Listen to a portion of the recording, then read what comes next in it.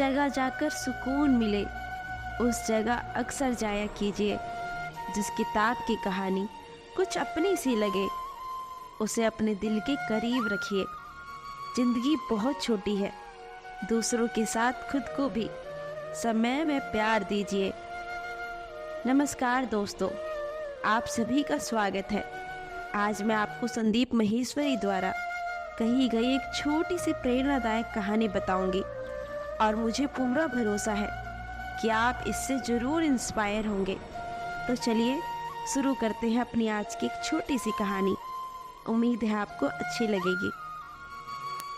एक बार की बात है, एक छोटा सा गांव जिसमें एक आदमी रहता था। उसके घर के पास एक पहाड़ था जहां वह रोज सुबह जाता, उस पहाड़ पर थोड़ी देर बैठता और फिर वापस आ जाता। तो रोज सुबह की तरह वह जा ही रहा था कि पीछे से उसका छोटा बेटा आया। उसने उसका हाथ पकड़ लिया और कहा, पापा आज मैं भी आपके साथ चलूँगा। उसने पहले तो उसे बहुत समझाया और मना कर दिया। कहा कि जो रास्ता है वो बहुत छोटा है और चढ़ाई बहुत ज़्यादा, तो तुम मेरे साथ नहीं चल पाओगे। लेकिन फिर जब उसके बेटे ने जिद करी तो पिता मान गया। दोनों पहाड़ पर चढ़ने लगे। पिता ने बेटे का हाथ कस के पकड़ा हुआ था। एक तरफ पहाड़ था तो दूसरी तरफ खाई और रास्ता बहुत छोटा था और वह पहाड़ की चोटी तक पहुंचने ही वाले थे। तभी रास्ते में एक बड़ा सा पत्थर आया। क्योंकि पिता उस रास्ते पर रोज आता था तो उसको पता था कि वहाँ एक पत्थर है, तो वो साइड से निकल गया। लेकिन जो बेटा था उसका तो ध्यान कहीं और ही था। उसका घुटना जाकर उस बड़े से पत्थर पर टकरा गया। उस बच्चे को चोट लग गई। बच्चे के मुंह से एक चीख निकली और जैसे ही वो चीखा, उसकी आवाज़ उन पहाड़ों में गूंजने लगी। इससे पहले उस बच्चे ने कभी भी अपनी आवाज़ की गूंज नहीं सुनी थी, तो उसे समझ ही नहीं आया कि ये हो क्या रहा है। वो अंदर से थोड़ा सा घबरा गया। उसे लगा कि शायद कोई है जो मुझे छुपकर देख रहा है और उसका मजाक बना रहा है। फिर उस बच्चे ने बोला, कौन हो तुम? सामने आओ, कौन हो तुम? जब उस बच्चे ने इस गूंज को सुना, उसे बहुत गुस्सा आने लगा। उसे लगा कि कौन है जो मेरा मजाक उड़ाए जा रहा है। फिर उसने गुस्से से कहा, कौन हो तुम? मैं तुम्हें छोड़ूंगा नहीं, छोड़ूंगा नहीं, छोड़ूंगा नहीं। फिर जैसे ही उसने इस गूंज को सुना, वो घबरा गया। उसके पीछे पिता खड़े थे। पिता समझ रहे थे कि क्या हो रहा है। उसने अपने पिता का हाथ कसकर पकड़ लिया और उनसे पूछा कि कौन है जो मुझे इतना तंग कर रहा है? कौन है जो मुझे इतना डरा रहा है?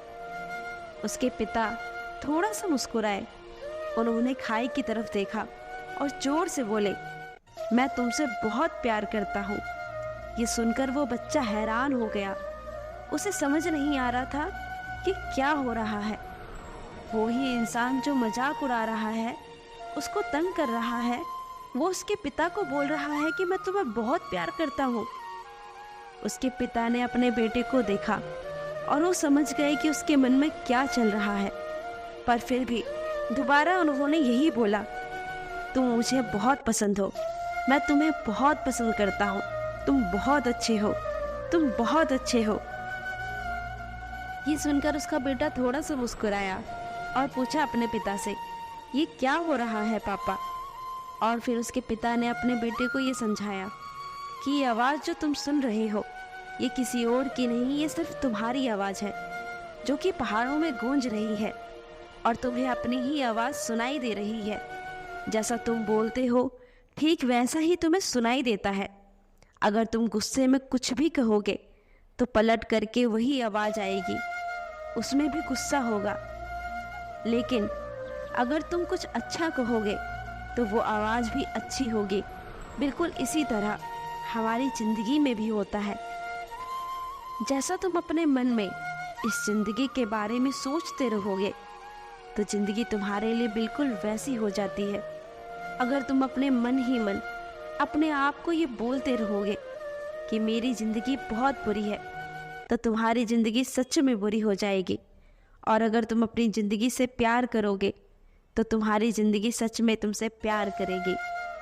ये बात उस बच्चे के दिमाग में घर कर गई और फिर वह दोनों पहाड़ों की चोटी पर चले गए। लेकिन बच्चे के दिमाग में ये बात घूम रही थी। फिर वह बच्चा खिलखिला कर हंसा और उसने अपने दोनों हाथ खोले और अपनी पूरी ताकत से बोला, मैं तुमसे बहुत प्यार करता हूँ, तुमसे प्यार करता हूँ, तुमसे प्यार करता हूँ, मैं तुमसे बहुत प्यार करता हूँ। दोस्तों, मुझे पूरी उम्मीद है कि इस प्रेरणादायक कहानी से आपको बहुत कुछ सीखने को मिला होगा। आपका कीमती समय देने के लिए दिल से धन्यवाद।